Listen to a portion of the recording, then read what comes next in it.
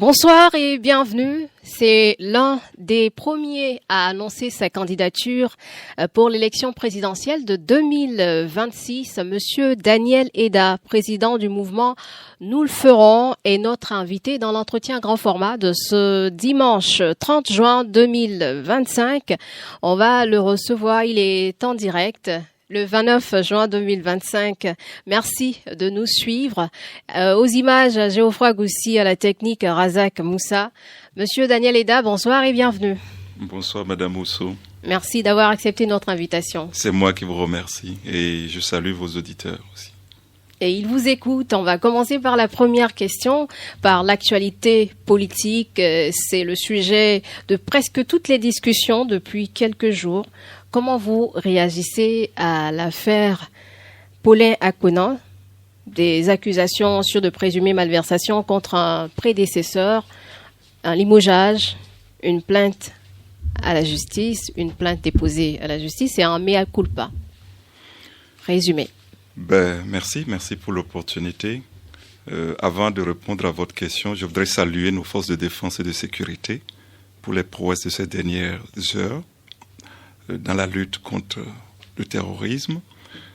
Ça n'arrive pas toujours, donc quand elles font de belles choses, il faut aussi reconnaître, tout en ayant une pensée profonde pour tous ceux qui ont perdu des parents, des proches, dans ce combat que nous livrent des sans-foi ni loi, et leur dire courage, courage, courage, il fera beau. Ceci dit, pour revenir à la question d'actualité que vous posez, c'est une question de gouvernance.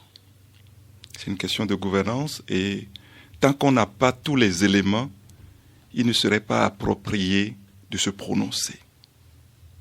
Ceci dit, pour un ministre en fonction, il n'est pas approprié de se prononcer publiquement sur les affaires du gouvernement quand il s'agit de dénoncer. Maintenant, il faut le faire en cachette ou... Non. Il y a des règles qui gouvernent une organisation et à plus forte raison un gouvernement. Un ministre de la République se réfère au chef du gouvernement quand quelque chose ne va pas. Et on aurait imaginé que le chef du gouvernement s'était déjà prononcé sur la question avec le ministre, ce qui aurait donné la latitude au ministre d'opiner. Mais s'il a été limogé, ça veut dire que quelque part, ça ne s'est pas passé dans les règles de l'art. Donc pour dénoncer, il faut avoir la bénédiction du président de la République d'abord. Non, s'il vous plaît.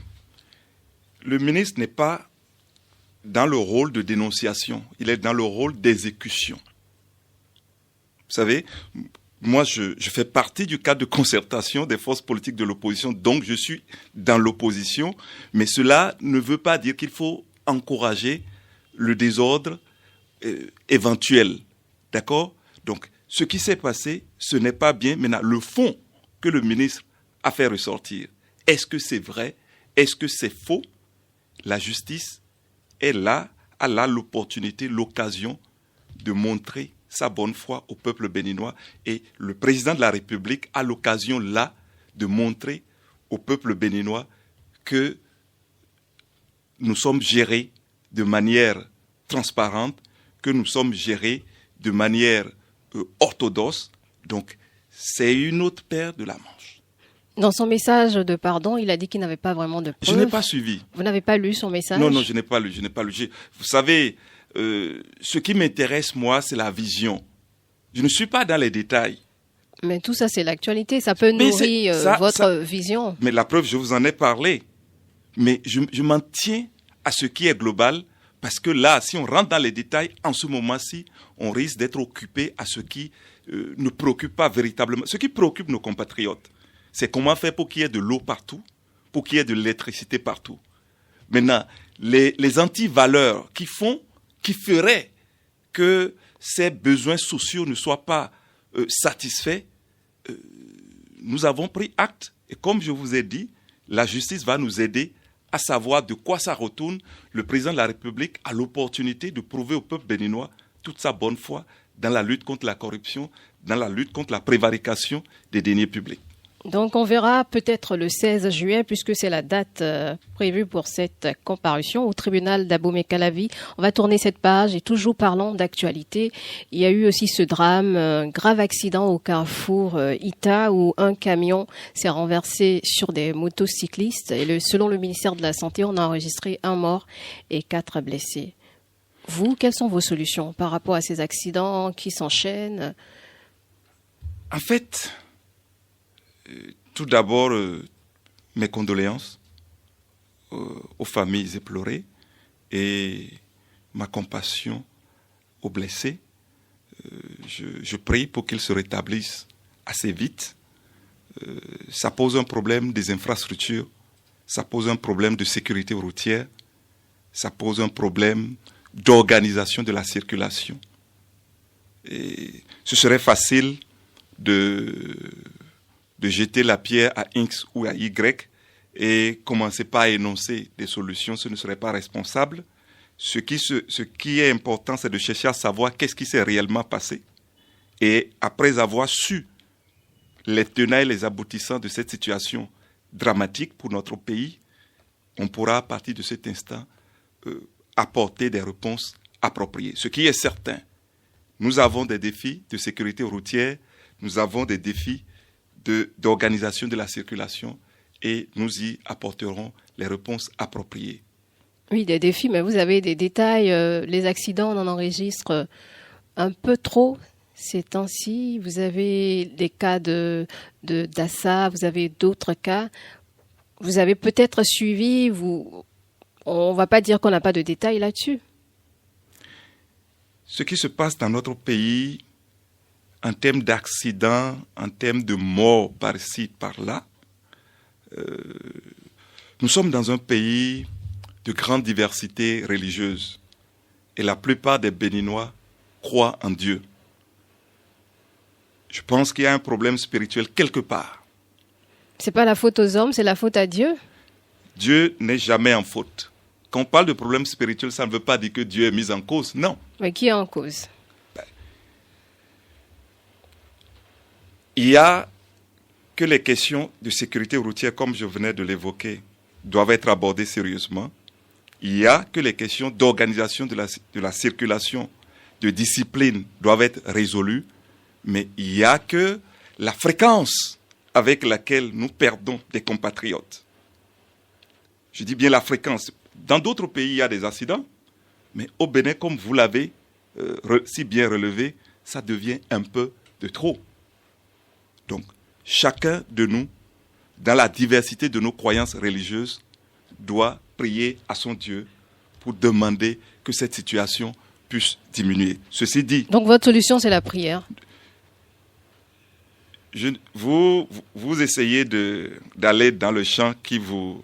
Non, c'est une question, vous pouvez répondre. Hein. Vous avez la latitude de dire si c'est pas vrai. La solution pour Daniel Eda de toute ma vie commence par la prière.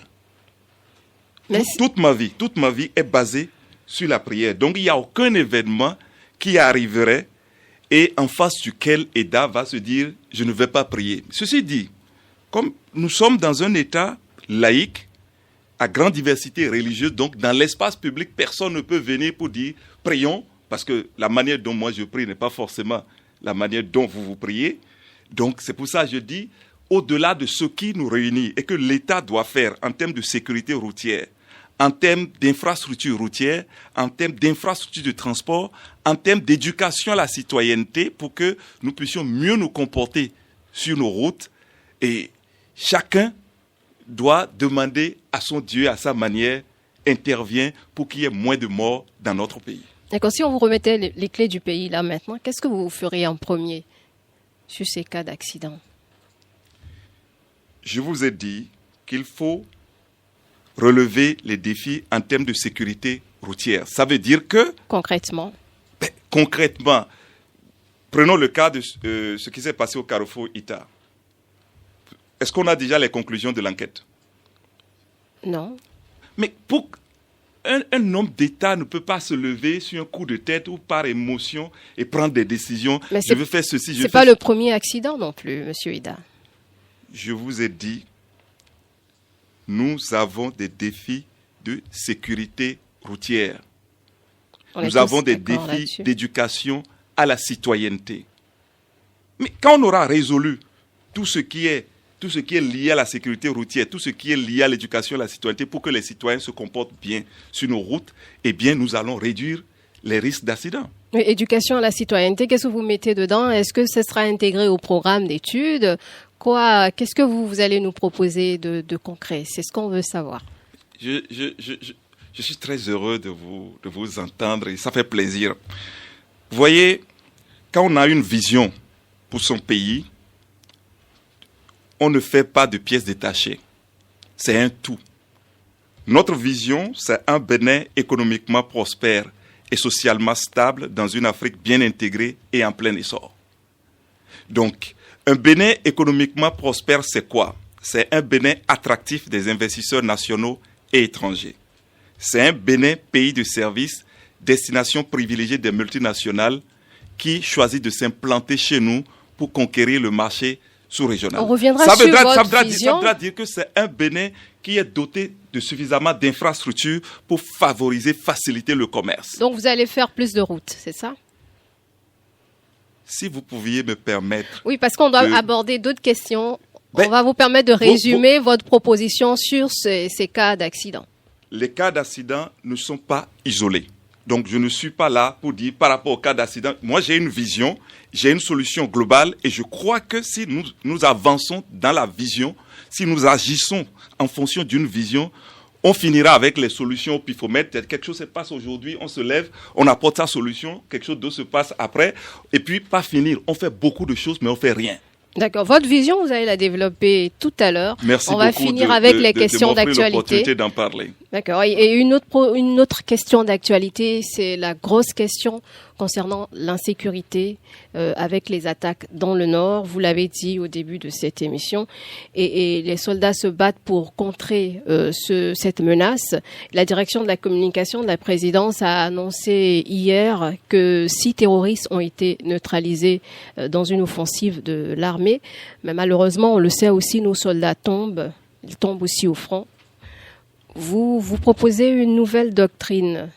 Quelles sont vos propositions pour réussir dans cette lutte-là? Bon, je salue les efforts que fournit notre gouvernement et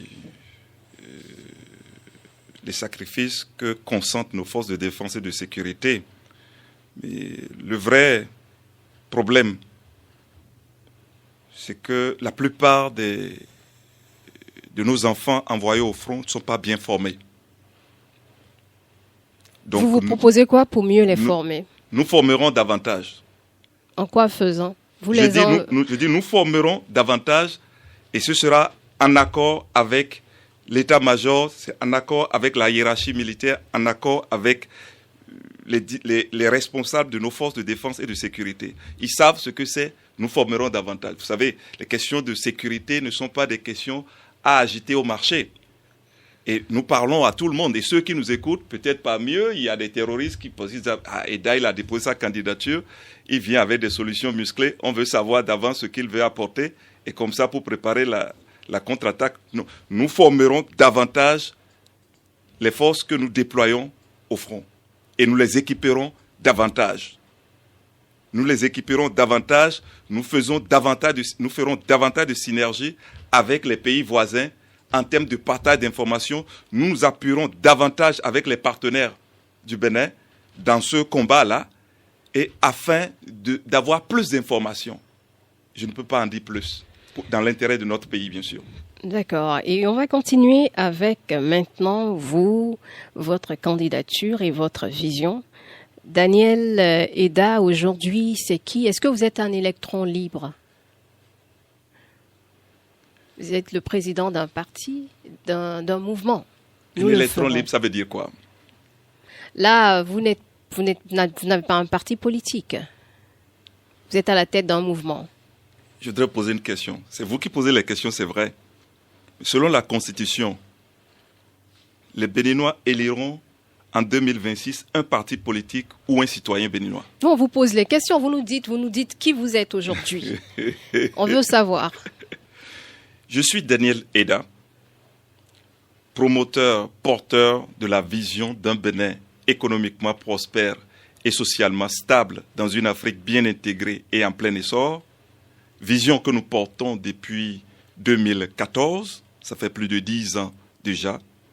Vision que nous portons avant d'avoir pris part à la présidentielle de 2016, où lors du second tour, nous avons soutenu le président Patrice Talon. Vision que nous portons avant la réforme du système partisan qui a emporté notre ancien parti politique, le Mouvement pour la prospérité solidaire. Et vous ne vous êtes pas mis en règle avec les textes actuels? Vous n'avez pas envie d'avoir un parti politique?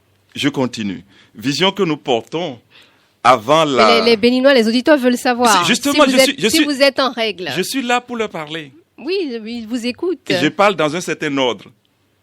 Mais c'est aussi des questions importantes sur lesquelles on s'arrête. Vous avez la latitude de poursuivre avec votre vision, il n'y a pas de problème. Mais est-ce que vous êtes en règle par rapport à quoi? Avec les textes actuels pour avoir un parti? Aujourd'hui, nous sommes un mouvement, nous ne sommes pas un parti. Vous créerez un parti? Mais quand on a une vision, il faut chercher à savoir comment concrétiser la vision. Si créer un parti faisait partie des conditions indispensables pour y arriver, on en créerait. Mais à l'heure où nous nous trouvons, nous nous concentrons sur notre vision. D'accord. Et si vous avez suivi notre déclaration de candidature, nous tendons la main à tout le monde dans le pays. Et c'est pourquoi quand vous parlez d'électrons libres, moi je suis dans le peuple. Je suis pour le peuple. Et je suis en mission pour le peuple. Est-ce que vous vous donnez les moyens d'accomplir cette mission? Vous avez annoncé votre candidature depuis mai. Est-ce que vous avez déjà des promesses de parrainage, par exemple? Ça fait déjà plusieurs semaines. Merci beaucoup. Merci. Ou bien vous avez déjà eu même ces parrainages-là? Où est-ce que vous en êtes aujourd'hui? Donc vous voulez trouver des réponses aux questions que vos collègues de l'ERTB ou de la SRTB n'ont pas pu avoir. Non, s'il vous plaît. Bon, ça fait quand même quelques temps. Aujourd'hui, et jusqu'à ce que je ne trouve le temps approprié pour parler de la question des parrainages, je parle de vision. Mais ça, c'est une question cruciale. Si vous n'avez pas de parrainage, est-ce que vous pouvez aller à cette élection? S'il vous plaît. C'est quand même la clé. S'il vous plaît. À quoi ça sert de ramasser tous les parrainages possibles qu'il y a dans ce pays si on n'a pas de vision? Mais si vous avez ces parrainages, vous ne pouvez pas défendre votre vision. Vous savez que c'est le quitus pour être aux élections. Le partage d'une vision à long terme est la première étape du nouvel engagement politique que je propose à nos compatriotes. D'accord. Une fois cette vision partagée, quelle sera la suite? Comment vous allez à cette élection-là si vous n'avez pas de parrainage? Mais c'est quand le dépôt des candidatures? Attendez! On est en juillet presque. Est-ce que la Sénat a déjà appelé les candidats à venir déposer les candidatures? Donc vous ferez le travail à la dernière minute. C'est moi qui sais sur quoi je compte. Vous comptez sur quoi? Je ne vous dirai pas. C'est un choix. C'est un choix délibéré de ne pas parler de parrainage. Je l'assume. Comprenez? Il y a une personnalité, un grand monsieur, qui a dit toute sa disponibilité à m'accompagner. Et après la déclaration de candidature, elle m'envoie des messages. Ah bon, est-ce que vous avez parlé avec tel? Je lui ai écrit. L'adhésion à la vision d'un Bénin économiquement prospère et socialement stable dans une Afrique bien intégrée et en plein essor que je porte est la condition pour nous suivre. Tous les autres aspects, toutes les autres questions, j'y répondrai en temps opportun. Mais vous voulez qu'aujourd'hui je vous dise que j'ai promesse de parrainage? D'abord, je suis dans le cadre de concertation des forces politiques de l'opposition.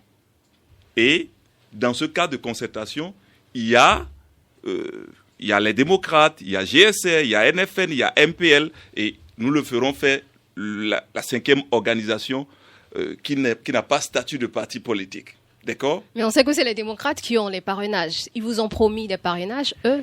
Je vous ai dit, je ne répondrai pas à cette question-là dans le format que vous souhaitez. Mais ce que vous devez savoir... Est-ce que ce n'est pas une fuite en avant? Ce que vous devez savoir, je veux obliger tous les prétendants à dire aux Béninois, non pas qu'ils ont des parrainages, mais ce qu'ils veulent faire de notre pays. Parce que ce qu'il y a, c'est quoi? Il y a des gens qui n'ont rien comme vision pour ce pays. Mais tout ce qu'ils ont, c'est qu'ils sont proches des gens qui peuvent leur donner le parrainage. Ou ils sont sûrs, bon, c'est-à-dire, on va, on va partager. D'accord? Et c'est au nom de ça qu'on peut leur donner le parrainage. Or, je sais qu'il y a encore de bonne volonté dans ce pays. Je sais qu'il y a des gens qui veulent que ce pays progresse. La gouvernance que nous avons connue depuis 90, pour ne parler que de l'ère du renouveau démocratique, nous avons vu des hommes et des femmes se succéder aux commandes de notre pays avec de grandes ambitions, avec de grandes expériences, en faisant de grandes choses. Mais quand on fait le bilan, comme on le disait un peu avant le début, on fait un pas en arrière, en avant, 2 pas en arrière. Pourquoi? Parce qu'on n'est pas encore rentré dans une gouvernance sur fond de vision qui favorise la continuité de l'État. Donc, quand les gens viennent, ils combattent tout ce qui a été fait par le passé, ils font pour eux, quelqu'un d'autre vient, et puis, regardez, la question que vous avez posée au départ, concernant le ministre qui aurait parlé d'un ancien ministre, tout ça. S'il y avait une vision qui permettait de fonctionner, quand ce ministre vient, ce serait plus facile de travailler. On voit manifestement qu'il y a eu difficulté à prendre la succession de son prédécesseur. Donc, et ça, c'est au niveau ministériel. Mais quand on prend au niveau présidentiel, mais moi j'ai fait un tour à Lokossa la dernière fois où j'ai vu des logements sociaux abandonnés. J'ai fait un tour à Wedo où j'ai vu les belles réalisations du président Patrice Talon, mais de l'autre côté, il y a les chantiers du président Yahi qui sont abandonnés. Donc vous avez fait votre choix. Le choix de faire quoi? Le choix d'inscrire la gouvernance, mon projet politique, dans une vision que je défends et que je voudrais que le mot vision revienne souvent. Quand vous recevez les hommes politiques... Mais c'est bien beau sur le papier souvent, hein, les visions, les projets de société, on en a vu. Non. Mais à la pratique, ce que vous appelez, qu'est-ce que ça devient? Que vous appelez vision, c'est la grande question. Vous avez vu des semblants de projets de société. Un projet de société, c'est quoi? C'est une compilation de propositions pour relever des défis dans un temps bien défini. Et nous sommes aujourd'hui en fin du mois de juin. Si quelqu'un qui est candidat à l'élection présidentielle de 2026, s'il sort un projet de société finalisé aujourd'hui, le gouvernement peut, dans l'élaboration de son budget 2026, prendre en compte tout ce qu'il aura mis dans son projet de société et puis ça va devenir caduc. Donc, un projet de société, c'est juste temporel. Mais la vision, c'est ça qui permet que quand EDA n'est plus en mesure de continuer, ceux qui sont aujourd'hui avec EDA, si vous prenez, eux, ils peuvent continuer. Si vous prenez quelqu'un, 2 ou 3 différents membres du mouvement, nous le ferons, et vous leur demandez c'est quoi votre vision, ils vont vous dire, chacun d'eux, séparément, ils vont vous donner la même réponse. Prenez les grands ensembles qui existent dans notre pays et demandez-les c'est quoi la vision de votre organisation politique, prenez-les séparément, vous verrez qu'ils ne réussiront pas à le dire. Et c'est une culture dans laquelle je voudrais, moi, mon ambition et ma satisfaction ultime, ce n'est pas seulement être élu président de la République en 2026, c'est de réussir à engager notre pays, la politique dans notre pays, dans l'appropriation, dans la promotion de vision, de telle sorte que quand quelqu'un va sur le terrain pour dire aux populations, je veux me présenter, des gens dans la foule disent, monsieur, c'est quoi votre vision pour notre pays? Et qu'ils soient en mesure de défendre. C'est de ça que... Et vous êtes au nombre de combien dans Nous le ferons? En dehors de vous, il y a qui d'autre? Je ne sais pas si vous étiez venu à l'heure, mais avant que je ne vienne ici, il y a toute une équipe qui a rendu visite dans vos locaux. Je ne suis pas ici pour donner les effectifs de Nous le ferons. Oui, mais on voudrait bien savoir, c'est combien de personnes Nous le ferons, le mouvement? Mais tout au moins, demandez à vos collègues, vous m'avez invité seul ici aujourd'hui, pour venir ici, je suis venu à combien? Ça, vous pouvez répondre à cette question, ce n'est pas à moi de vous donner les chiffres. Vous êtes venu avec des collaborateurs Nous le ferons, c'est ça? Il y a combien? 4 ou 5 personnes qui vous ont accompagné? Je sais pas. Mais toujours est-il que EDA n'est pas seul. Nous le ferons, quand nous disons nous le ferons, ça veut dire EDA est porteur de la vision, mais EDA seul ne peut rien. Nous devons quitter le champ du jeu pour rentrer dans le nous. Quand les gens parlent d'électrons libres, tout ça, toute personne qui n'a pas de vision n'a pas le droit de parler de EDA comme étant électron libre.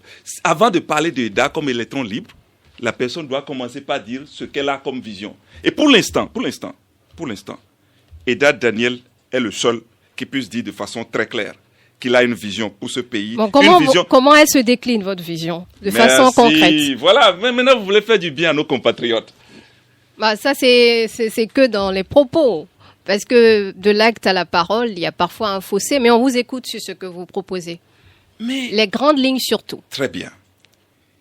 Si je dis à nos compatriotes ma vision et que ma vision les séduit, ils me donneront l'opportunité de leur démontrer que je suis vraiment différent des autres et que ce n'est pas simplement en théorie, mais il vous appartient, vous, d'ouvrir davantage vos micros aux porteurs de vision et non aux porteurs de parrainage. Les parrainages, c'est un moyen pour arriver quelque part. Si vous avez le moyen et que vous n'avez pas de destination, vous allez tourner en rond comme nous l'avons fait depuis plusieurs décennies. Ceci dit, ma vision, la vision de Daniel Eda, c'est quoi? C'est un Bénin économiquement prospère et socialement stable dans une Afrique bien intégrée et en plein essor. Ça ressemble à un slogan. Qu'est-ce qu'un Bénin économiquement prospère? Un Bénin économiquement prospère, c'est un Bénin attractif des investisseurs nationaux et étrangers. C'est un Bénin pays de services, destination privilégiée des multinationales qui choisissent de s'implanter chez nous pour pouvoir conquérir le marché sous-régional. Comment vous les attirez? C'est un Bénin qui passe de l'économie de consommation à l'économie de production.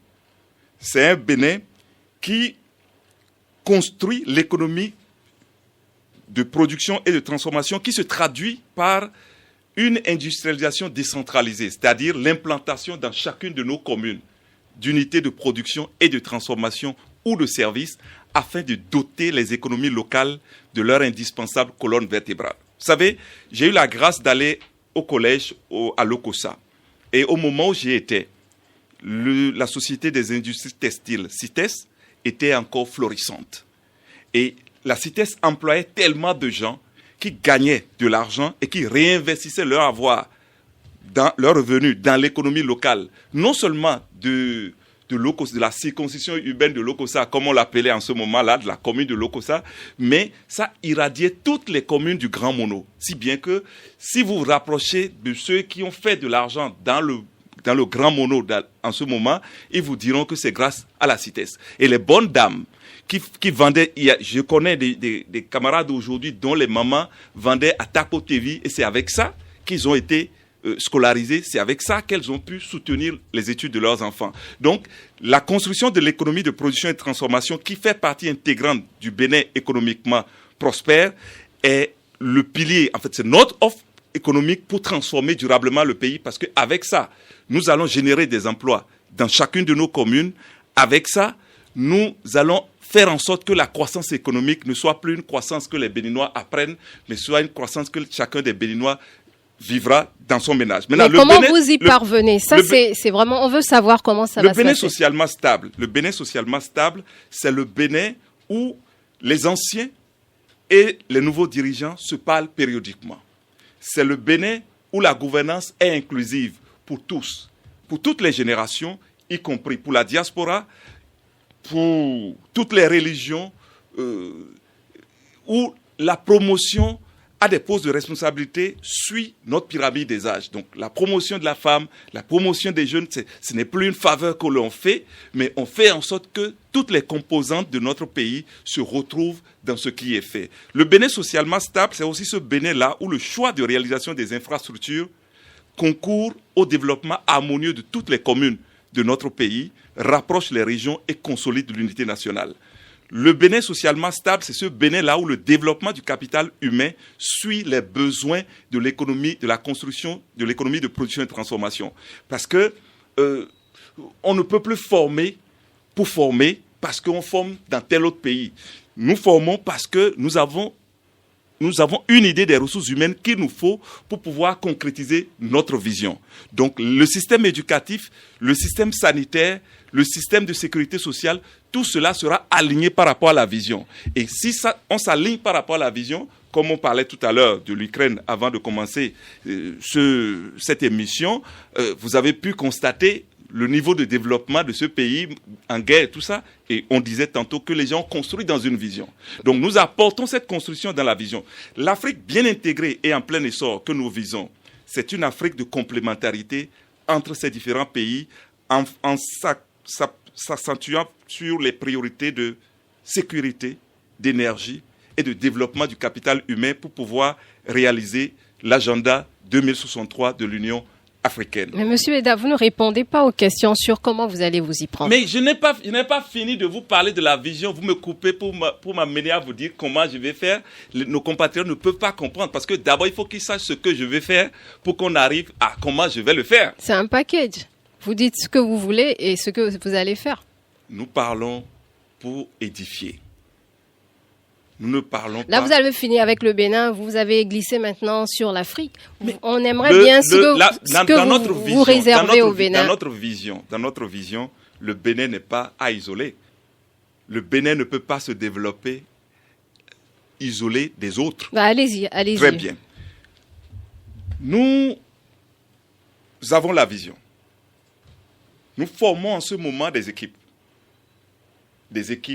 territoriales pour la conquête du pouvoir et des équipes thématiques pour la gestion du pouvoir. Le défi de notre pays, au-delà de la question de vision, c'est que les gens se sont toujours organisés pour conquérir le pouvoir, pour le gérer dans leurs intérêts et pour le conserver le plus longtemps que possible. C'est tout ce que nous faisons. Mais on ne se préoccupe pas de qu'est-ce qu'on va faire pour changer le quotidien des gens. Et c'est en cela que votre question de savoir comment on va le faire est très pertinente. Nous nous organisons pour conquérir le pouvoir et nous faisons des équipes thématiques. Ceux qui ont déjà adhéré à la plateforme en ligne peuvent vous dire que quand ils sont partis remplir, on leur a demandé non seulement là où ils résident, mais aussi sur les 12 piliers de notre projet de société, les thématiques, au moins 2 thématiques, par rapport auxquelles ils se sentent plus à l'aise pour contribuer. Et après ça, nous allons rentrer dans des réunions, dans des ateliers thématiques, de telle sorte que les élections ont lieu le 12 avril 2026. Si je ne connais pas quelqu'un dans nos équipes, au plus tard, février, mars 2026, ce serait vraiment un miracle que cette personne se retrouve dans une équipe de gouvernement ou décisionnelle. Parce que si ceux qui sont avec nous ne comprennent pas la vision, ne savent pas le sens dans lequel nous allons, il va sans dire qu'ils ne peuvent pas fonctionner sans nous. Et moi, je ne voudrais pas faire du babysitting dans la gouvernance de notre pays. Donc, la première chose à faire, c'est d'éviter que des gens qui ne comprennent pas la vision, qui ne savent pas où on veut aller, prennent le contrôle d'un pan du chantier à abattre. Ça, c'est votre équipe. Oui. Maintenant, sur ce qui doit impacter les Béninois, vous avez parlé de formation, former autrement les Béninois, les élèves et tout. Qu'est-ce que vous allez apporter de nouveau? Non, là, vous allez changer les filières. Je voudrais vous dire ceci. Quand nous disons par exemple que le système éducatif béninois doit être aligné sur la vision d'un Bénin économiquement prospère et socialement stable dans une Afrique bien intégrée en plein essor, la question qu'on doit amener le système éducatif et tous les partenaires de l'école à répondre, c'est quoi? Quel type de ressources humaines il nous faut pour pouvoir réaliser un Bénin économiquement prospère et socialement stable dans une Afrique bien intégrée et en plein essor? Quand les réponses qui vont être fournies, ces réponses vont être versées au système, que ce soit au Conseil national de l'éducation ou tous les autres acteurs du système éducatif pour dire, proposez-nous des programmes qui sont en conformité avec ça. Vous n'avez pas encore fait le diagnostic? Je ne veux pas répondre dans les détails. Parce que si vous voulez... C'est ce qui va nous montrer qu'il y a quelque chose de différent. Mais ce qu'il y a de différent, c'est de cesser de former les gens sans suivre une vision. Aujourd'hui, quand nous parlons de construction de l'économie de production et de transformation, il faut forcément que de la maternelle jusqu'à l'université, on puisse faire de l'enseignement technique et professionnel la colonne vertébrale de notre système éducatif. Moi, j'ai été... Donc, vous enverrez tous les enfants là-bas? Tous les enfants béninois doivent savoir faire quelque chose dès le jeune âge. Depuis la maternelle? Depuis la maternelle. Vous allez leur apprendre quoi à la maternelle, par exemple? Voilà. Vous voyez, si, quand j'étais tout petit, on m'avait appris à gérer l'argent, certainement que j'aurais mieux géré mes propres ressources. D'accord? Vous auriez mieux fait que ce que vous avez fait. D'accord? Monsieur Goussi peut mieux faire Razak peut mieux faire. Moi, je suis allé aux États-Unis. Le département d'État m'a fait l'honneur de me faire participer au programme qu'ils appellent International Visitor Leadership Program. Oui, IVLP. Oui. IVLP. Et on était allé à Raleigh. Et là-bas, on nous a emmenés dans une crèche. Mais dans cette crèche, les enfants sont déjà exposés à toutes les sortes de métiers qu'il y a.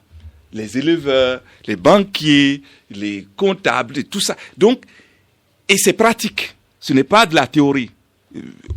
À la banque, par exemple, c'est des petites coupures qu'on montre comment on gère les sous, comment on fait ci.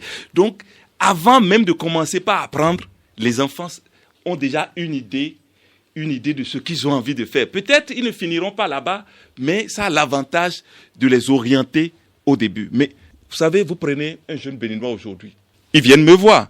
Je pose souvent des questions. Où est-ce que vous voyez dans 5 ans? C'est difficile à dire. Même dans 2 ans, c'est compliqué à dire. Donc, notre système éducatif doit être aligné sur une vision. Parce que quand on n'a pas de vision, on a du mal à dire où est-ce qu'on va se retrouver dans 5 ans, dans 10 ans. Et le manque de vision au niveau individuel, c'est ça qui impacte le manque de vision au niveau de notre gouvernance. Donc, le système éducatif ne va pas seulement former les individus, mais quand tous les Béninois vont être formés ou la majorité des Béninois vont recevoir ce type d'éducation, eh bien, ça veut dire que nous serons plus enclins à parler de nos perspectives, de notre vision, de là où nous voulons aller. Et vous savez, celui qui n'a pas de vision, on peut le traîner n'importe où. Si votre enfant sait qu'il doit aller à l'école, peut-être à Boumé-Calavi, et vous le laissez à Fidjirosé, il connaît le chemin qui va là-bas. Si quelqu'un veut le détourner pour l'envoyer vers le port autonome, il va refuser. Mais s'il n'est pas inscrit dans cette école, il ne pourra pas aller, comme si vous n'avez pas de parrainage. Vous ne pourrez pas aller. Donc, comment vous allez avoir ces parrainages? Elle aime le parrainage, hein? C'est la question que tous les Béninois se posent par rapport à votre candidature, Monsieur Eda. J'aurai le parrainage parce que je crois qu'il y a encore des gens de bon sens dans ce pays qui veulent qu'après le président Patrice Talon, on ne retombe plus dans une gouvernance de vengeance qui fera que le président Talon et ses partisans prennent la fuite. Et parce que nous sommes dans un pays où il y a des gens de bon sens qui veulent que le président Yahi Boni soit restauré dans sa dignité d'ancien président de la République et que les 52 jours qu'on lui a connus d'emprisonnement à domicile là, que ça n'arrive plus à quelqu'un dans notre pays. Vous avez déjà commencé les conciliabules, les consultations. Nous aurons le parrainage parce que les Béninois veulent une gouvernance qui soit ouverte à la réconciliation, au rassemblement après 2026. Nous aurons le parrainage parce que les Béninois ne veulent pas que nous nous retrouvions dans une situation où ils ne savent pas où donner de la tête. Parce que, vous savez, on a parlé tout à l'heure du Nord, là. Ce qui se passe là-bas, seuls nos compatriotes qui vivent dans les communes frontalières peuvent vous dire la vérité de ça. Quand le pays est en trouble, les citoyens sont perturbés. D'accord. On va continuer cette émission autrement avec le oui-non. C'est une rubrique de cette émission. C'est des questions où vous répondez par oui ou par non. Et après, vous avez la latitude de justifier vos oui et vos non. Ça vous convient? Est-ce que j'ai le choix? Vous m'avez amené à l'abattoir, allons-y. Mais seulement que tout le monde ne peut pas manger du dernier Leda. Bon, c'est pas un abattoir, c'est juste une émission. Non, je vous charriette un peu, ne vous en faites pas. On va y aller donc avec Monsieur Daniel Eda. Première question pour vous, Monsieur Daniel Eda. Avez-vous envisagé que votre candidature à l'élection présidentielle soit disqualifiée par la Sénat? Non. Ça, c'est la question numéro 1. Vous avez dit non. Et deuxième question, avez-vous les parrainages requis pour vous présenter? Oui, je les ai, parce que mon Dieu les a. Oui, on a noté aussi. Vous nous direz les détails dans quelques instants. Et la question numéro 3, iriez-vous demander vos parrainages au parti de la mouvance? Je tends la main à tout le monde. Donc c'est oui aussi. Je tends la main à tout le monde. Question numéro 4. Envisagez-vous de fusionner avec les démocrates? Nous sommes dans le cadre de concertation, nous travaillons déjà ensemble. Donc, c'est aussi oui? Nous sommes déjà ensemble. D'accord. Ben, nous, on a noté oui, c'est ce qu'on a Si compris. c'est ce que vous voulez comprendre, ce n'est pas un oui. Nous le ferons à une entité qui se retrouve dans le cadre de concertation des forces politiques de l'opposition. Nous ne sommes pas fusionnés avec les démocrates, mais nous travaillons avec les démocrates. Vous nous direz davantage là-dessus si l'avenir, en fait, nous le ferons avec cette coalition. Et ça, c'était la 4e question. La dernière question, la 5e. Regrettez-vous d'avoir abandonné votre poste à l'international après l'échec de votre candidature? La première. Pour mon pays, je ne regrette rien. Donc, c'est non. On va revenir maintenant pour écouter les réponses de Monsieur Daniel Eda. Avez-vous, je vous laisse répondre aux questions. Vous avez dit, la première, vous avez dit non. C'était quoi la question? La question, je vous la rappelle, avez-vous envisagé que votre candidature à la présidentielle soit disqualifiée par la Sénat? Non, la candidature ne sera pas disqualifiée dans la mesure où nous présenterons une candidature complète, conformément au code électoral. Vous avez déjà tout? Mais je vous ai dit que je ne vais pas vous donner la réponse que vous attendez de moi ou que d'autres personnes derrière ces micros attendent. Ce qui est certain, attendez le jour du dépôt des candidatures et vous verrez si EDA ne va pas présenter une candidature aux normes. D'accord. Mais en dehors de ça, vous avez tous les autres documents, vous êtes prêts, là, tout est bon? Oui, aucune pièce ne manquera. Rien ne manquera à la candidature de Daniel Eda. Vous parlez au futur, donc c'est pas encore fait. Parce qu'au moment du dépôt, c'est ce que je vous dis. Mais si je vous parle maintenant, c'est parce que je suis sûr. Vous êtes sûr? Oui. Mais on verra avec le temps. Alors, la deuxième question, vous avez répondu oui. C'était quoi la question déjà? Avez-vous les parrainages requis? On vient d'aborder c'est déjà passé ça, non? Vous n'avez pas répondu.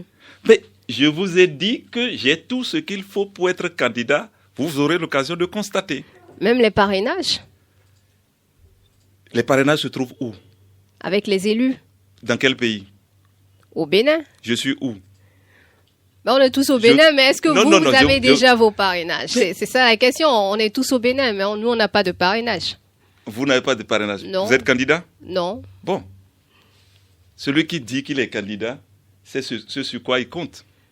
Vous ne voulez pas nous dire aujourd'hui J'ai dit que je ne veux pas en parler. Vous passez par différentes manières. Mais au moins une demi-réponse. Est-ce que les Béninois veulent savoir? On est déjà proche. Je vous dis ceci. Oui. Vous êtes bien dans votre art. C'est bien. Continuez comme ça. Mais vous n'aurez pas la réponse aujourd'hui. Bon, au moins, on aurait essayé d'avoir une demi-réponse. Et on va continuer dans cette lancée avec la 3e question. Vous nous avez dit oui également. Irez-vous demander vos parrainages au parti de la mouvance? Nous avons dit, lors de la déclaration de candidature, que nous tendons la main à tous ceux qui ont le pouvoir de parrainage. D'accord? Donc, nous sommes dans une disposition de réconciliation, de rassemblement. D'accord? Mais vous êtes dans une coalition de l'opposition. S'il vous plaît, nous sommes la chance pour ce pays de finir avec la gouvernance de vengeance. Nous sommes la chance pour ce pays d'aller à la réconciliation vraie, d'aller au rassemblement vrai. Nous sommes la chance pour ce pays pour que le président Talon, l'ancien président Yayi et tous les autres qui gravitent autour d'eux puissent s'asseoir dans une même salle et se donner à nouveau la main après 2026. Ce que nous vivons aujourd'hui, la manière dont le président Boni Yayi a été traité jusque-là, la chasse aux sorcières ou la chasse à l'homme qu'on peut constater dans la gouvernance, ça ne date pas seulement de 2016, hein. On a vu aussi d'autres occasions.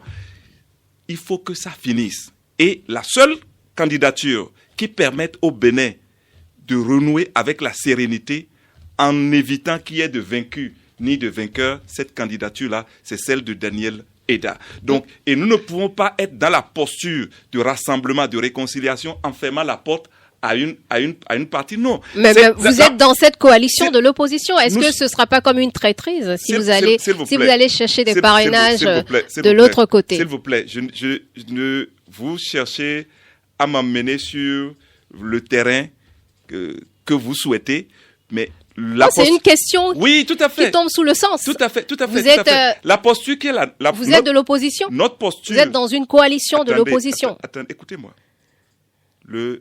L'élection présidentielle qui vient doit porter au pouvoir un homme d'État qui rassemble, un homme d'État qui ne divise pas, un homme d'État qui ne m'humilie pas, un homme d'État qui est là pour tout le monde. Et ça demande, c'est une posture compliquée. Mais aujourd'hui, très compliquée. Je ne suis pas d'accord avec la manière dont mon pays est gouverné aujourd'hui, mais je ne suis pas dans la posture de celui qui dit tous ceux qui ont gouverné aujourd'hui, on les envoie en prison avant de les avoir jugés. Je ne suis pas dans la posture de celui qui se satisfait de ce que le président Yahi ait passé 52 jours dans un emprisonnement à domicile. D'accord ? Je ne suis pas de ceux-là qui pensent que tout va très bien dans le pays aujourd'hui, ou bien de ceux qui pensent que hier tout avait été très bien. Finalement, vous êtes où? Est-ce que vous êtes de la mouvance ou bien vous êtes de l'opposition, ou bien vous êtes de nulle part? Nous sommes de l'opposition, mais de cette opposition qui veut qu'après 2026, on finisse durablement avec la gouvernance de vengeance. Et pour le faire, il faut pouvoir tendre la main à tout le monde. Ce n'est pas une posture facile. Ceux qui sont des opportunistes là, si je veux faire une cour forcée aux démocrates pour dire, bon, puisque nous sommes dans le cadre de concertation, et si je suis la meilleure candidature, je peux commencer par chanter exactement, dire mot à mot ce que les autres disent, et pour pouvoir avoir les parrainages, ou comme je peux virer vers la mouvance. Moi, je ne suis pas désespéré pour devenir président de la République, mais je suis déterminé à devenir président de la République avec une vision. Donc, je dis aux parrains, qu'ils soient de l'opposition, où je me trouve aujourd'hui, ou de la mouvance, je leur dis, vous avez encore la possibilité de changer les choses et de faire en sorte que les élections soient ouvertes à tout le monde, et en priorisant les candidatures qui permettent que la gouvernance de vengeance finisse dans notre pays pour qu'on rentre véritablement dans une gouvernance inclusive, dans une gouvernance apaisée, et que les mots réconciliation et rassemblement aient du sens véritable dans la conduite des affaires de notre pays. En numéro 4, vous avez dit oui aussi, fusionner avec les démocrates. Envisagez-vous. Bon, c'est ce que nous on a compris de votre réponse. Vous avez travaillé à KGB ou je ne sais pas quoi. Comment est-ce que vous pouvez passer de ma réponse là et dire oui comme ça là? Non, j'ai jamais dit ça. J'ai dit que nous sommes dans le cadre de concertation avec le Parti Les Démocrates, et je voudrais saisir l'opportunité pour remercier le président Boni Yahi qui nous a fait le grand honneur de nous impliquer, de nous inviter dans ce regroupement-là de l'opposition, parce qu'il a compris que par nos prises de position, nous n'approuvons pas la manière dont le pays est gouverné. C'est vrai, nous n'avons pas les mêmes manières de critiquer la gouvernance, mais quand nous nous rejoignons sur certains aspects, il était vraiment bienséant qu'il y ait ce regroupement-là, et il n'y avait que lui pour prendre cette initiative, donc je le remercie. Et aujourd'hui, ça donne quoi? Est-ce que vous faites partie des candidatures à la candidature là-bas? Le cas de concertation des forces politiques de l'opposition se concerte par rapport à toutes les élections de 2026, et dès qu'il y aura une décision au niveau du cas de concertation, vous serez les tout premiers à être au courant. Actuellement, rien n'est encore décidé? Les discussions sont en cours. Et je ne peux rien dire puisque ce n'est pas moi le premier responsable du cadre, et je ne suis pas ici en tant que porte-parole du cadre. Donc, par respect pour les autres composants du cadre, je me dois de vous dire, quand on arrivera à une décision du cadre sur comment participer aux prochaines élections, vous serez informés. Et ils n'ont rien décidé par rapport à vous aussi? Mais comment ils peuvent décider quelque chose par rapport à moi quand l'ensemble n'a pas encore statué? Donc, quand l'ensemble va statuer, vous serez au courant. Mais est-ce que ce cadre-là continue de travailler parce qu'on ne le sent plus. Hein. C'est comme un cadre qui est en léthargie. Vous voyez chacune des composantes du cadre se préparer activement par rapport aux élections à venir. Donc, quand le cadre va se décider sur la conduite à retenir, vous serez au courant. Donc, vous comptez sur les parrainages de ce cadre aussi? Je compte sur les parrainages, tous les parrainages qu'il y a dans ce pays. À commencer par là où je suis, le cadre. D'accord. La dernière, vous avez dit non. C'était quoi la question? Vous ne regrettez pas d'avoir laissé votre poste à l'international après les échecs aux élections présidentielles? Vous allez continuer à être candidat jusqu'à quand? J'ai été candidat combien de fois? Vous avez été candidat d'abord en 2016. Ensuite, ça n'a pas prospéré. Je suis heureux de porter cette croix pour notre pays. Vous vous considérez comme un martyr? Parce que ce n'est pas facile de faire montre d'éthique dans la politique. Ce n'est pas facile d'être rivé à une ligne et de la respecter. Parce que suivre une vision en politique, promouvoir une vision dans la politique béninoise est synonyme de souffrance que très peu de gens ont le courage d'endurer. Est-ce que vous pensez que vous vous êtes trompé de chemin? Non, je ne me suis pas trompé. Vous savez, il faut du temps pour que une graine qu'on met en terre puisse germer, pousser, donner les fleurs, tout ça, et puis après, donner les fruits que l'on attend. Je veux dire ceci.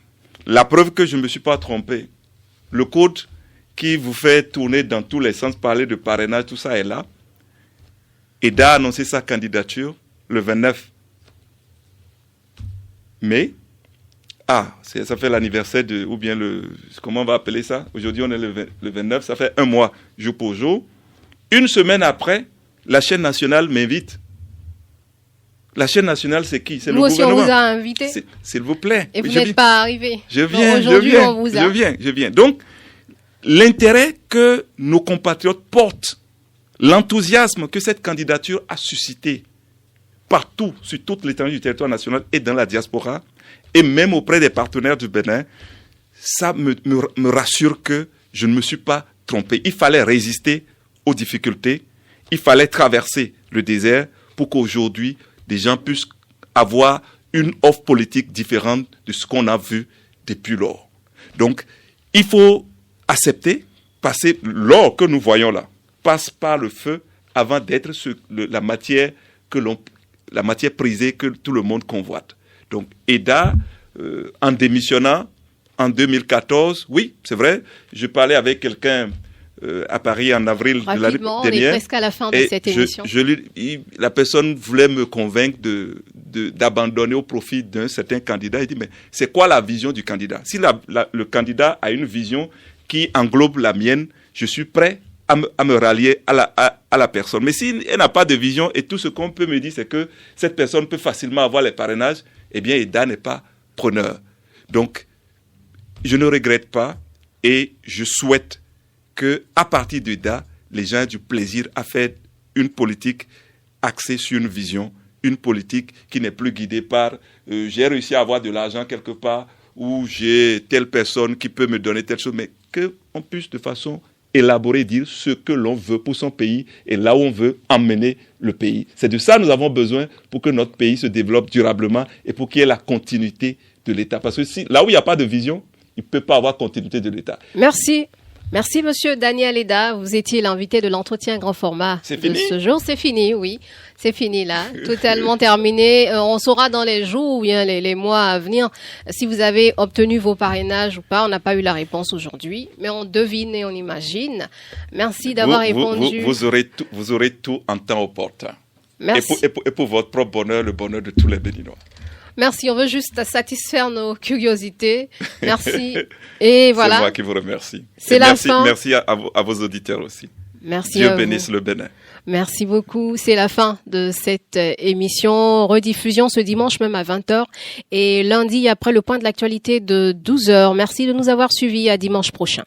L'entretien grand format Chaque dimanche de 16h à 17h, les journalistes de Bip Radio interrogent des personnalités de la vie publique béninoise et d'ailleurs. Tous ceux qui gèrent, décident, agissent, soutiennent, s'opposent sont nos invités, avec une séquence croustillante où l'invité doit répondre à 5 questions par oui ou par non. Bip Radio émet de Cotonou, écoutez-nous sur 106 FM et sur bipradio.com.